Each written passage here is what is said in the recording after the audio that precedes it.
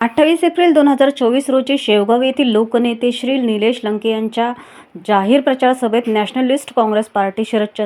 मान्य श्री शरदचंद्र पवार साहेब, महाविकास आघाडीच्या प्रमुख पक्षाचे नेते श्री बाळासाहेब थोरात साहेब,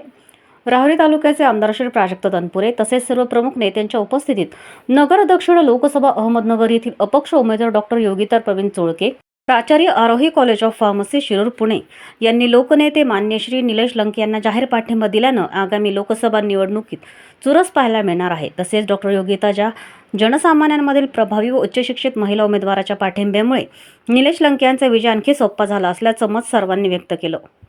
याच अनुषंगानं अपक्ष उमेदवार डॉक्टर योगिता प्रवीण चोळके यांनी दिनांक 29 एप्रिल 2024 रोजी आपला उमेदवार अर्ज मागे घेतला व सर्व मतदार बंधू भगिनींना मान्य श्री निलेश लंके यांना प्रचंड बहुमताने विजयी करण्याचं आवाहन त्यांनी केलंय। नमस्कार बंधू भगिनी, मी डॉक्टर योगिता प्रवीण चोळके सर्वसामान्यांचे प्रश्न सोडवण्यासाठी आणि महिलांच्या न्याय व हक्कासाठी लोकसभा निवडणुकीमध्ये अपक्ष उमेदवारी अर्ज सादर केला होता। तरी तो उमेदवारी अर्ज मी आज मागे घेत आहे। तसेच सर्व